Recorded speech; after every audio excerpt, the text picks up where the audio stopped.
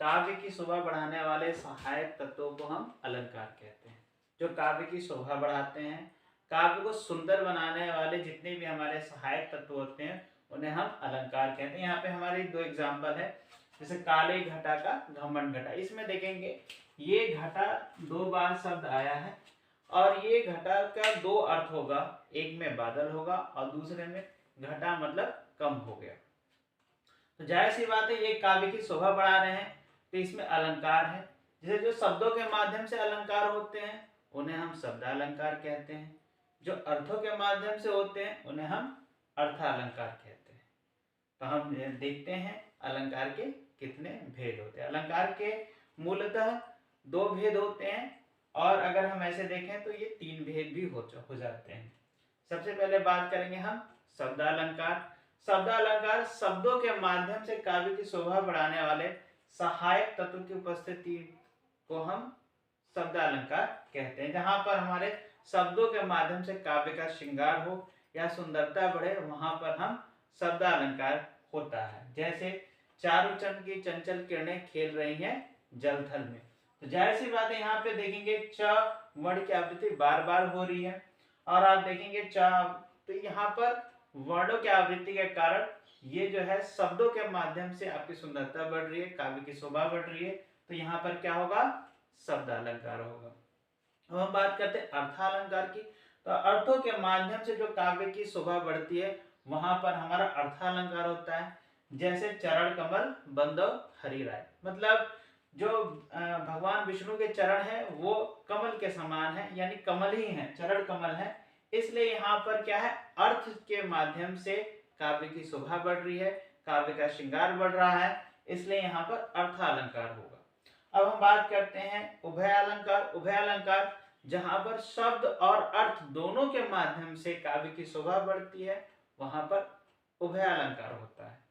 तो आज शब्दालंकार के प्रकार देखेंगे। शब्दालंकार क्या होते हैं, शब्दों के माध्यम से काव्य की शोभा जहां बढ़ती है वहां पर शब्दालंकार होता है। शब्दालंकार के तीन प्रकार होते हैं, अनुप्रास, यमक, श्लेष। अब हम लोग बारी बारी से देखेंगे। सबसे पहले हम देखेंगे अनुप्रास। अनुप्रास अलंकार जहां एक या एक से अधिक वर्ण बार बार आते हैं वहां पर अनुप्रास अलंकार होता है। जहां एक या एक से अधिक वर्ण बार बार आएंगे वहां पर अनुप्रास अलंकार होता है। उदाहरण के माध्यम से हम इसे समझेंगे। जैसे उदाहरण क्या है, मधुर, मृदु, मंजुल, मुख, मुस्कान। यहाँ पर देखिए म वर्ण की आवृत्ति बार बार हो रही है, 1 2 3 4 5 बार म वर्ण आया है, इसलिए यहाँ पर क्या होगा, अनुप्रास अलंकार होगा। अब हम दूसरे एग्जाम्पल पे देखेंगे। चारू चंद की चंचल किरणें खेल रही हैं जलथल में। सबसे पहले देखेंगे यहाँ पर च वर्ण प्रारंभिक तौर पे प्रारंभ में 3 बार आया है। इसके बाद अगर हम देखेंगे तो ल जो वर्ण है वो भी 3 बार आया है। तो यहाँ पर देखेंगे एक या एक से अधिक वर्ण बार बार आ रहे हैं, तो यहाँ पर क्या होगा, अनुप्रास अलंकार होगा।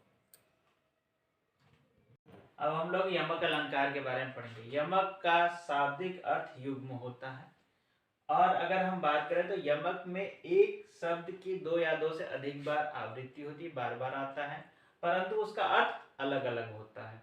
उदाहरण के माध्यम से देखेंगे। सबसे पहले कनक कनकते सौगुनी, मादकता अधिकाय, यही खाए बौराय नर, यही पाए बौराय। मतलब यहाँ पर कनक शब्द 2 बार आया है, ठीक है। कनक एक धतुरा के संदर्भ में लिया गया है और दूसरे कनक का संदर्भ आपके सोने से लिया गया। ये बिहारी जी का बहुत ही फेमस दोहा है, ठीक है। कनक का मतलब क्या है, धतुरा। धतुरा खाने के बाद व्यक्ति के मन में विकार उत्पन्न हो जाता है, उससे 100 गुना विकार सोना पाने से आ जाता है। तो बिहारी जी ने यह बहुत ही अच्छा यमक अलंकार का प्रयोग किया है। कनक कनकते सौगुनी, मादकता अधिकाय, यही खाए बौराय नर, यही पाए बौराय। यानी खाने से भी पागलपन आता है, धतुरा खाने से भी, और सोने के प्राप्त कर लेने के बाद भी एक तरह से मादकता छा जाती है। अब हम बात करते हैं दूसरे एग्जाम्पल की। काली घटा का घमंड घटा, नभ मंडल तारक, वृंद खिले उजियाली निशा, छविशाली दिशा, अति सोहे धरातल, फूले फले। यहाँ पर घटा शब्द 2 बार आया है। एक घटा का मतलब बादल है और दूसरे घटा का मतलब है कम होना। काले घटा का नभ घमंड घट गया, क्योंकि नभमंडल में यानी आसमान में क्या है, तारक वृंद खिल गए हैं, तारे उपस्थित हैं। तो जाहिर सी बात है इन दोनों उदाहरणों से हमें यह स्पष्ट होता है कि एक शब्द एक से अधिक बार आता है और उसका अर्थ अलग अलग होता है और वहां पर यमक अलंकार होता है। अब हम लोग बात करेंगे श्लेष। श्लेष का शाब्दिक अर्थ क्या होता है, चिपकना। मतलब एक ही शब्द से कई अर्थ जो है वो चिपक जाते हैं, तो वहां पर श्लेष अलंकार होता है। जब शब्द एक बार आता है और एक बार आने के बाद उसके अनेक अर्थ हो जाएं, तो वहां पर क्या होता है, श्लेष अलंकार होता है। मतलब एक शब्द के एक से अधिक अर्थ हो जाते हैं। जैसे हम उदाहरण के माध्यम से इसे अच्छे से समझेंगे। जैसे पहला उदाहरण है, सुब्रन खोजत फिरे कभी व्याभिचर चोर। तो सुब्रन का मतलब यहाँ पर 3 प्रकार के आपके अर्थ हो जाएंगे। पहला है सुंदर वर्ण यानी अक्षर, ये कवि के लिए काफी ज्यादा महत्वपूर्ण होता है। सुंदर रंग रूप, वो व्याभिचारी के लिए ज्यादा होता है।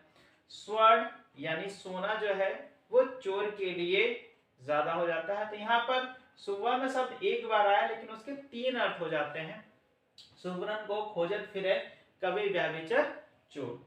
तो यहाँ पर एक शब्द एक बार आया है और उसके 3 अर्थ हो गए, इस कारण इसमें श्लेष अलंकार होगा। अब हम दूसरे उदाहरण के माध्यम से ज्यादा अच्छे से समझते हैं। रहीमन पानी राखिए बिन पानी सब सुन, पानी गए न उबरे मोती मानस चून। यानी एक शब्द आया है और एक शब्द आने के बाद उसके 3 अर्थ निकल जाते हैं। जैसे पानी का मतलब है चमक, मोती के लिए पानी चमक का कारण होता है, और दूसरा पानी का मतलब सम्मान। किसी भी व्यक्ति के लिए सम्मान बहुत ज्यादा इंपॉर्टेंट होता है। अगर वो सम्मान रहित हो जाए तो उसका महत्व खत्म हो जाता है। और तीसरा है चूने के लिए जल। अगर चूने में जल नहीं रहेगा तो उसका महत्व जो है थोड़ा कम हो जाता है। तो यहाँ पर रहीम जी क्या है कि रहीमन पानी राखे बिन पानी सब सुन, पानी गए न उबरे मोती मानस चून। यदि पानी ही नहीं रहेगा तो न मोती के लिए अच्छा रहेगा, न मनुष्य के लिए, न ही चूने के लिए। तो यहाँ पर एक पानी शब्द के 3 से ज्यादा अर्थ होने के कारण यहाँ पर श्लेष अलंकार है। तो इस तरह हमने शब्द अलंकार के सारे भेद, सारे प्रकार हमने कंप्लीट कर लिए हैं। Thank you for watching.